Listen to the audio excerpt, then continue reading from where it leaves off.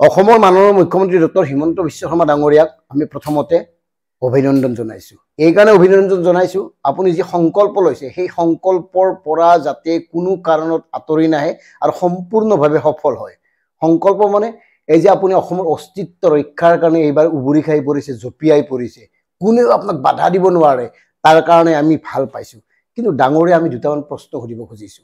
অৱশ্যে এই প্ৰশ্ন আপুনি মুখ্যমন্ত্ৰী হোৱাৰ পিছত আপোনাৰ পৰিয়ালৰ সম্পত্তি কিমান হ'ল বা আপুনি মুখ্যমন্ত্ৰী হোৱাৰ পিছত আপোনাৰ সতীৰ্থ মন্ত্ৰীৰ সম্পত্তি কিমান হ'ল এই কথাবোৰ আমি নুসুধো, ইমান তললৈ আমি নাযাওঁ।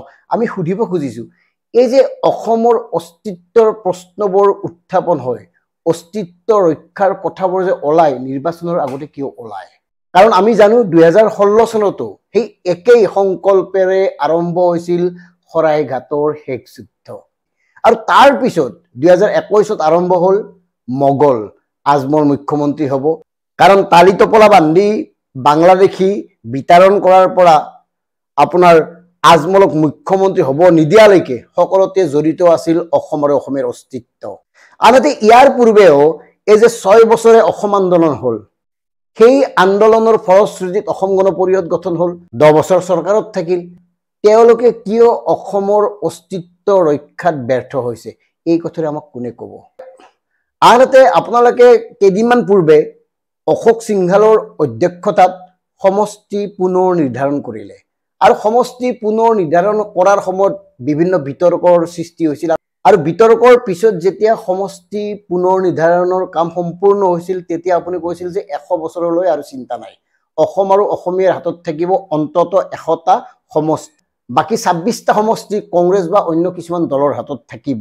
এতিয়া হঠাৎ চিন্তাটো কিয় আহিল? আৰু এই কথাটো এইকাৰণে সুধিছো, নিৰ্বাচনৰ আগতেই চিন্তাবোৰ আহে। নিৰ্বাচনৰ আগত আহিব লাগিছিল আপোনালোকে কোনবোৰ প্ৰতিশ্ৰুতি দিছিল? আপোনালোকে প্ৰতিশ্ৰুতি দিছিল যে মূল্য বৃদ্ধি হ্ৰাস কৰিব, কি হ'ল এই কথাবোৰ কোনে সোধে? আপোনালোকে প্ৰতিশ্ৰুতি দিছিল বিদেশৰ কলাধন ঘূৰি আহিব, আপোনালোকে প্ৰতিশ্ৰুতি দিছিল এটাও বাংলাদেশী নাথাকে, এই কথাবোৰতো এতিয়া আলোচনা হোৱা উচিত আছিল। অথচ এই কথাবোৰক গুৰুত্ব নিদি এতিয়া পুনৰ আপোনালোকে ক'বলৈ আহিছে এইবাৰ অস্তিত্বৰ শেষ যুঁজ, অস্তিত্ব ৰাখিবই লাগিব নহ'লে অনাগত 10 বছৰত অসম সংখ্যালঘুত পৰিণত হ'ব। এই কথাবোৰক লৈ কিয় ৰাজনীতি কৰা হৈছে এই প্ৰশ্নৰ উত্তৰ কোনে দিব? আৰু এটা কথা সুধিব খুজিছো, এই যে আপোনালোকে মিয়া মুছলমানৰ কথা কৈ আছে, মিয়া মিয়া মিয়া মানে মিয়াৰ পৰা আপোনালোকে অসমখন বচাব খুজিছে। কোনসকল মিয়া? আপুনি যিবোৰ মিয়াৰ কথা কৈছে সেই মিয়াবোৰ কৰবাৰ পৃথিৱীৰ বেলেগ গ্ৰহৰ প্ৰাণী নেকি? এইকাৰণে সুধিছো, এই দুখন ফটো চাওক, এই দুখন ফটোত স্পষ্টভাৱে দেখা পোৱা গৈছে আপোনালোকৰ নেতাবোৰ মিয়াৰ লগত আছে। যদি আপোনালোকৰ লগত মিয়া থাকে তেতিয়াহ'লে কোনবোৰ মিয়াক আঁতৰাব খুজিছে? সেইকাৰণে মুখ্যমন্ত্ৰী ডাঙৰীয়া এই কথাটো স্পষ্ট কৰি দিয়ক, আপোনালোকে কোনখিনি মিয়া মুছলমানক আচলতে খেদিব খুজিছে, ক'ৰ পৰা খেদিব খুজিছে, কলৈ খেদিব খুজিছে, এই কথাখিনি অন্তত বুজাই দিলে আমি বুজিম। মুখ্যমন্ত্ৰী ডাঙৰীয়া এগৰাকী সাধাৰণ নাগৰিক হিচাপে আমিও দুটামান কথা আপোনাক ক'ব খুজিছো, আশা কৰোঁ কথাটো বিচাৰ কৰি চাব। এতিয়া আমাৰ অস্তিত্ব সঁচাকৈ বিপন্ন হৈছে, কিন্তু ক'ত কেনেকে হৈছে, কাৰ বাবে হৈছে এই কথাটোৱে বিশ্লেষণ কৰাৰ অধিক প্ৰয়োজন আছে।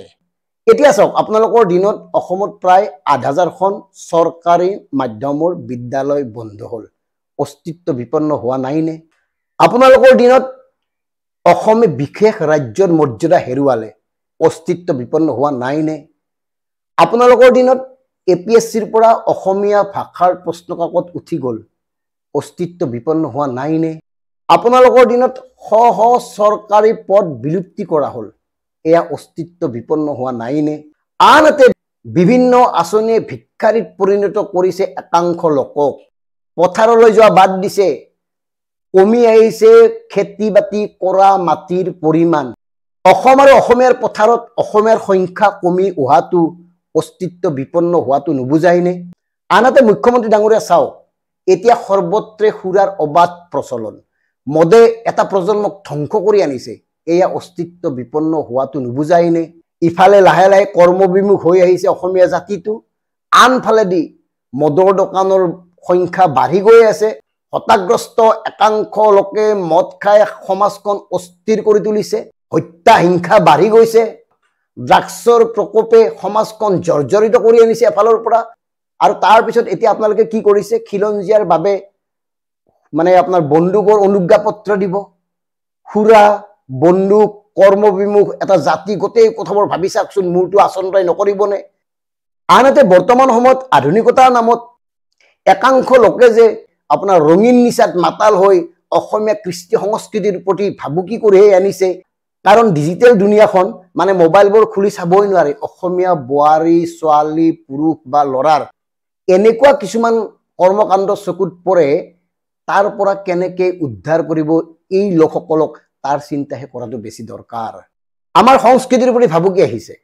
এতিয়া আপুনি নিজে মন কৰক, শাওণৰ মাহ চলি আছে, বলবমৰ নামত কি ঘটি আছে? বলবম অসমীয়াৰ সংস্কৃতি হয়নে? বলবমৰ নামত এনেকে যি এক অস্থিৰ বিশৃংখল পৰিৱেশ এটাৰ সৃষ্টি কৰা হয়, তাত যে মুকলিকৈ মদ ভাং খায়, এই কথাবোৰ আপোনালোকে দেখে নে নেদেখে? এইবোৰে অসমীয়াক ক্ষতি কৰিবনে নকৰে?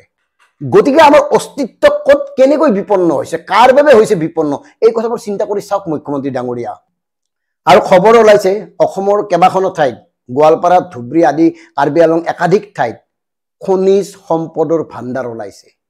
সেইসমূহ মাটি সংৰক্ষিত কৰি ৰাজ্য চৰকাৰৰ উদ্যোগত খনিজ সম্পদসমূহৰ ব্যৱহাৰ কৰিব পৰাকৈ কিবা বিশেষ ব্যৱস্থা গ্ৰহণ কৰিব নোৱাৰিনে? নে সেই মাটিখিনি কোনোবা বহিৰাগত কোম্পানীক দিবলৈ মন মেলিছে? যদি বহিৰাগত কোম্পানীক দিবলৈ মন মেলিছে, তেতিয়াহ'লে স্বাভাৱিকভাৱে অসমৰ অস্তিত্ব বিপন্ন হ'বই। গতিকে সঁচা অৰ্থত যদি আপুনি অসমীয়াৰ অস্তিত্ব ৰক্ষা কৰিব খোজে, মিয়াৰ পৰা নহয়, অসম আৰু অসমৰ ধ্বংস হ'ব খোজা প্ৰজন্মটোক জীয়াই ৰাখি কৰক। অসম আৰু অসমীয়া সমাজখন ধ্বংস কৰিব খোজা বিভিন্ন বিষয়বোৰ আপোনালোকে বন্ধ কৰক। নিয়োগৰ সৃষ্টি কৰক। সাধাৰণ জনতাক উৎপাদনশীল কামত নিয়োগ কৰক, ব্যৱহাৰ কৰক।